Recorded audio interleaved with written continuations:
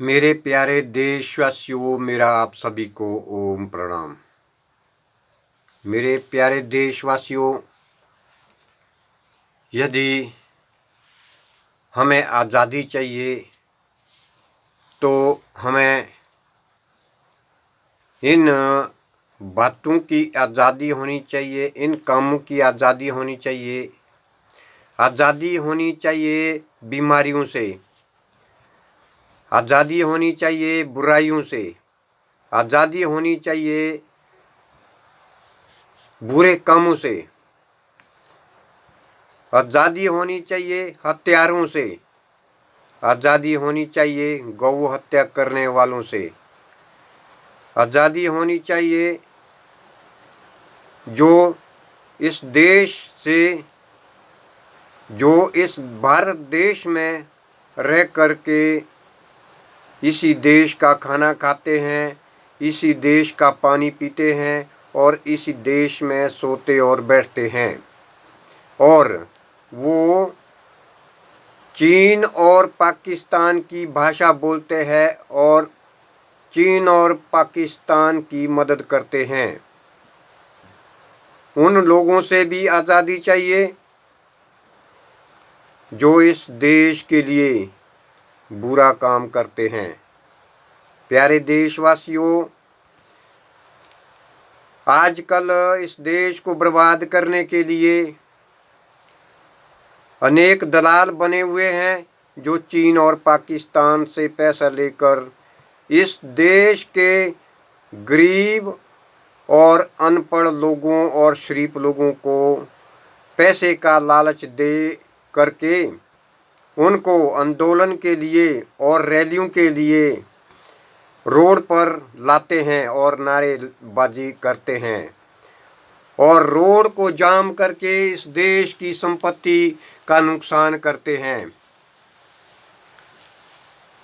हमें इन लोगों से आज़ादी चाहिए जो लोग इस देश के हर इंसान को भड़का करके इस देश की संपत्ति और इस देश का नुकसान करते हैं। मेरी सभी भारत देश वासियों से ये प्रार्थना है कि इन ऐसे लोगों से सतर्क रहें, इन लोगों के चक्कर में, पैसे के लालच में ना आए जो इस देश के लिए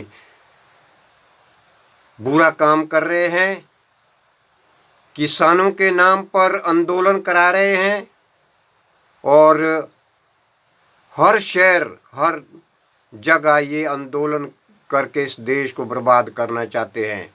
इन लोगों को पहचानिए। मैं किसान भाइयों के लिए भी ये प्रार्थना करता हूँ, यदि कोई अनजान किसान इन आंदोलन के साथ गए हुए हैं, आप लोग उन आदमी को पहचाने जो पाकिस्तान के समर्थक हैं, उनको पहचानो।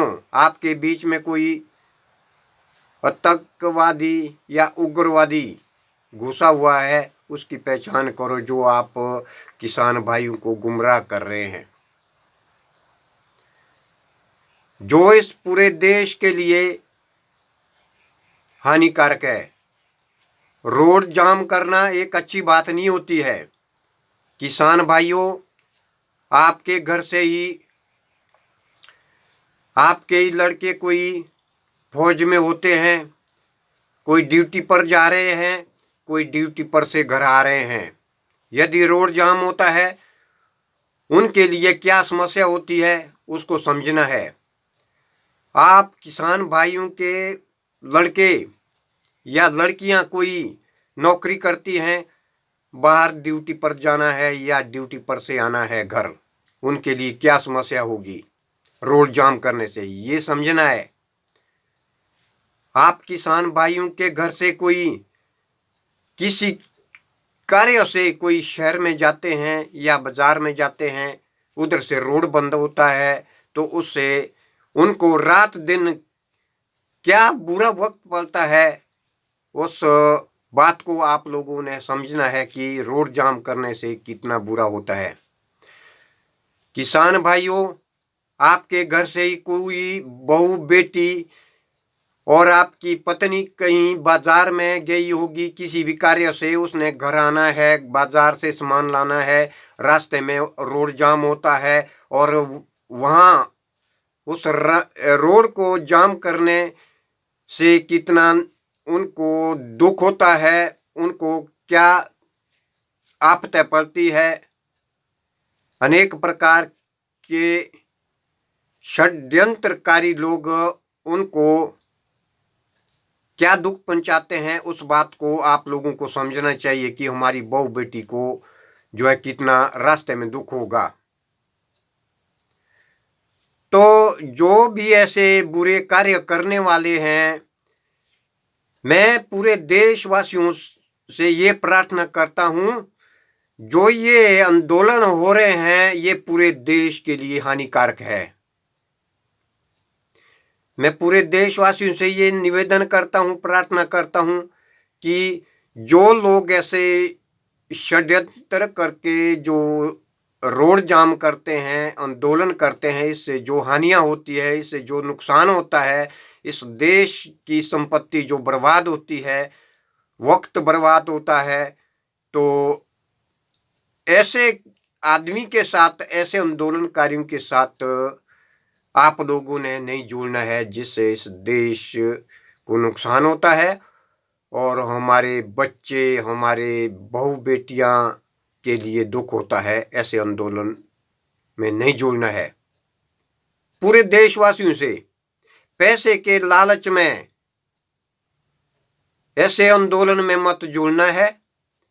तो ऐसे आंदोलन में जुड़ करके जब नाराबाजी होती है तो सरकारी संपत्ति को नुकसान किया जाता है, तो सरकार के पास और पुलिस के पास और कोई चारा नहीं होता है लाठी चार्ज के सिवाय।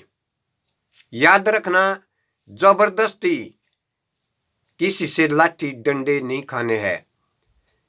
सरकार के पास बाकी चारा कुछ नहीं होता है आंदोलन को रोकने के लिए, ना पुलिस के पास कोई चारा होता है कि भी आंदोलन कैसे रोके। उनके पास एक ही राज है, लाठी चार्ज।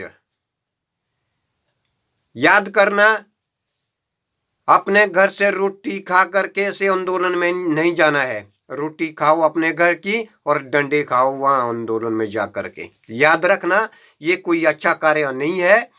सोच समझ करके हर भारतवासियों के लिए मेरी प्रार्थना है कि हर कार्य सोच समझ करके करें और अपने घर से बाहर ऐसे गंदे आंदोलन, बुरे आंदोलनकारियों के साथ ना जुड़े और ना जाएं। ना भी किसी भी कारण से लाठी डंडे खाएं जिससे आपको और आपके परिवार को नुकसान हो और परेशानी पैदा हो। धन्यवाद। ओम।